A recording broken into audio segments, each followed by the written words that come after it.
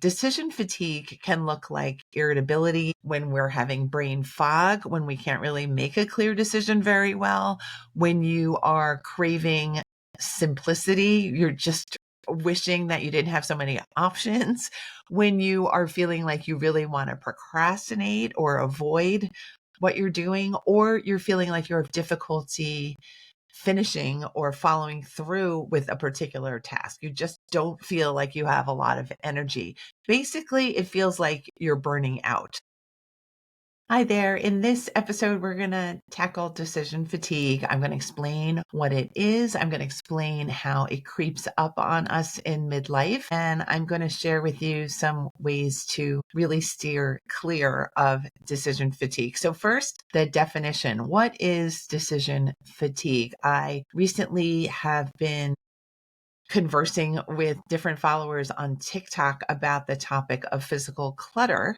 And I made an entire post on decision fatigue and clutter and why clutter causes decision fatigue. And that is why we have clutter in our spaces, even though we don't really want it. And one person replied, I'm not sure I really ever heard of the term decision fatigue. And that gave rise to my thinking, let me make a podcast episode about this very topic. So the definition of decision fatigue is the mental depletion that happens when the brain makes too many choices, too many decisions without recovery time, when we don't have time to rest and we're making decision after decision after decision. Because no matter how big or small the decision is, we are using the same tank of energy to make that decision. It requires brain energy to make any decision. And if you're just making a lot of decisions across the day, you may run the risk of feeling fatigued. That makes sense. But what does it look like to have decision fatigue? Decision fatigue can look like irritability. It could look like when we're having brain fog, when we can't really make a clear decision very well, when you are craving simplicity, you're just wishing that you didn't have so many options, when you are feeling like you really want to procrastinate or avoid what you're doing, or you're feeling like you have difficulty finishing or following through with a particular task. You just don't feel like you have a lot of energy. Basically, it feels like you're burning out. And that is why I thought it was important to create an episode on this topic, because I don't want you to feel like you're on the verge of burnout.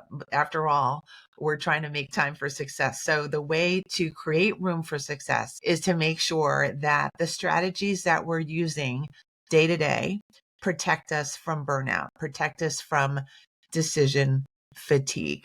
Talk for a few minutes about the state of being a midlife woman, because I think what comes with being a mature adult is sometimes a lot of responsibilities. The responsibilities like having to take care of your family, raising children, taking care of elderly relatives, making decisions about the household, even about what to make for dinner, taking care of other people emotionally, taking care of yourself emotionally, living into your purpose. All of these things require decisions all the time. You know what I'm talking about because you're living your life and you're making decisions every single day. And I do think that midlife kind of puts us in a state sometimes of believing that we need to have endless energy, because how are we supposed to juggle all of these different roles? Employee, employer,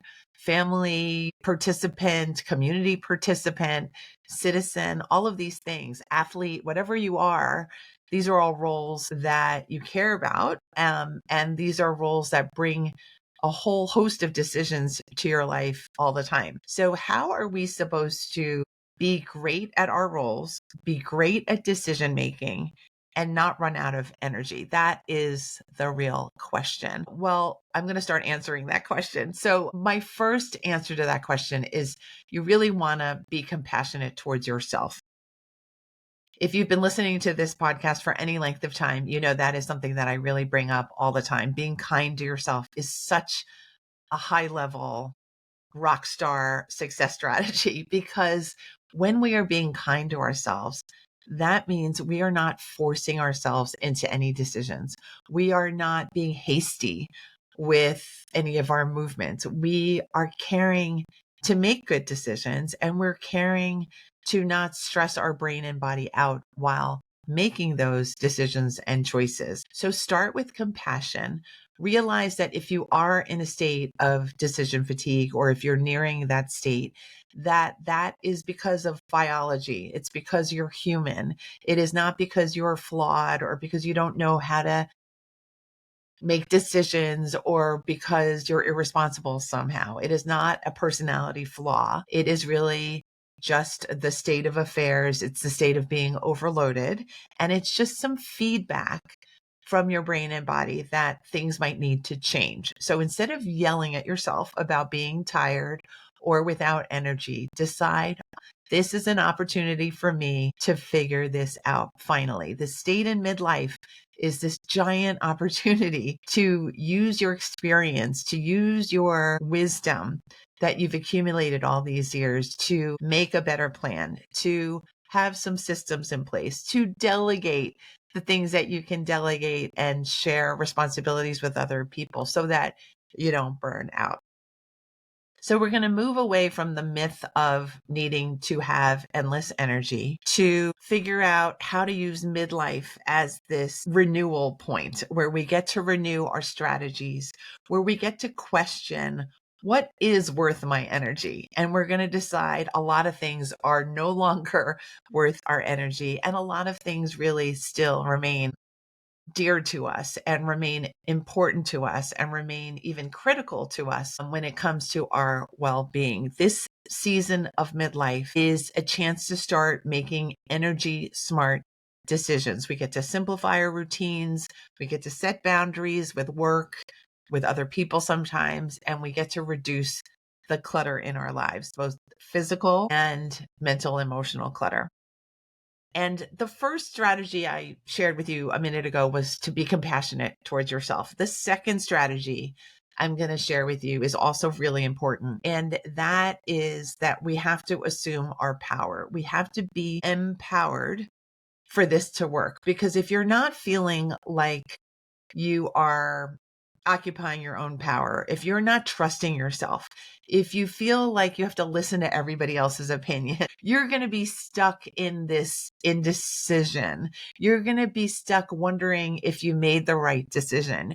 You're going to be stuck feeling pretty tired when you could be resting. And I am just going to encourage you to use the twin powers of self-compassion and self-empowerment to really start fresh and to start feeling like, wow, I can really take care of myself these days. Wow, I've been overcomplicating things, but I've been listening to the Make Time for Success podcast. And now I feel like I get to do things in a different way just because I think I can. And then we're going to put some other strategies into action too, because, I'm all about strategies. So what we're going to do to beat decision fatigue, this is a list of 5 ideas to really protect yourself, your brain and your body from being too tired from all the decisions you have to make.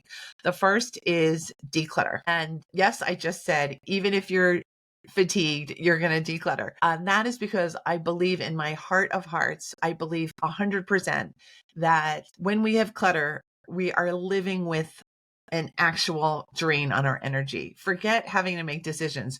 Living with clutter is basically saying I'm living with a permanent energy drain.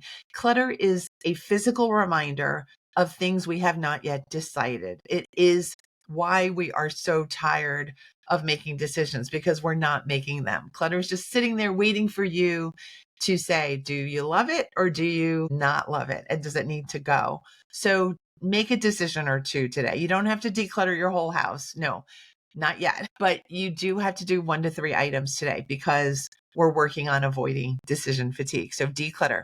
The second idea to beat decision fatigue is to practice conserving your energy. You are going to learn how to batch your errands. You're going to maybe have an errand day of the week, maybe Tuesday or Wednesday, maybe it's Saturday, whatever works for you. But instead of doing an errand Monday, doing an errand Thursday night, doing an errand Saturday, you're going to just conserve your energy and do things like that. Maybe tackle all the unread emails all at once. That's batching the behavior and the physical energy use so that you're not draining your body of that energy all throughout the week. So learn to batch, learn to automate, learn to delegate. The third strategy for beating decision fatigue is nurturing your body and mind.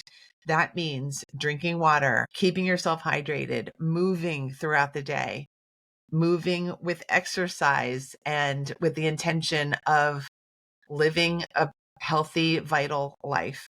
Being a mindful is also a way of nurturing your energy. Instead of thinking about the past and all the regrets and all the things you didn't get to do, or worrying about the future and all the things you feel like you can't control and that you're worried about, you're going to keep yourself rooted in the present moment, thinking, what can I do now? Or what can I release now so that I don't have to feel like I need to do everything all the time? Nurture your body and mind. The fourth tip for beating decision fatigue is to start trusting your intuition at a deeper level. Intuition can help you with your decisions. That's the truth of it. Your decisions don't have to be like you're learning two foreign languages at the same time, because most things that we have to make decisions on, we already have our sense of how it's going to go or how we feel or what we prefer or what we need to do. Those are all part of what we already know. It's that inner knowing. That's our intuition. Inner teacher is what intuition means. So rely on what your intuition is telling you and make your decision process that much easier and quicker. You don't have to struggle all the time. Your intuition is backing you up all the time. And the last strategy for beating decision fatigue is to plan once and rest more often. Plan once and rest more often. I am someone I'm not a natural planner, but I have learned to really value the act of planning something, right? Whether it's a trip that's coming up or an upcoming launch that I'm doing with my audience, or it's figuring out what I need to buy at the grocery store. I have found that doing 5 minutes of planning will save way more than 5 minutes on the other side of the planning situation. And that's what I mean by plan once, rest more. Spend a little time mapping out how you want things to go, how you think things should go, and then rest on that plan. Believe in that plan. Make sure that plan happens with your empowerment and your self-compassion, and then rest, right? If you've been depleted and you're listening to this episode feeling really burnt out, decide to put rest first. Forget all the other things I said and just give yourself the freedom to rest. Give yourself permission to rest. I think this is so important, to be gentle with yourself. Actually, next week's episode, we're going to have the author of the new book, Gentle, Courtney Carver. And it's a fantastic episode. It's a fantastic book. And I thought I would plug it here while I speak about being compassionate towards yourself. So to review these strategies for beating decision fatigue, we're going to declutter.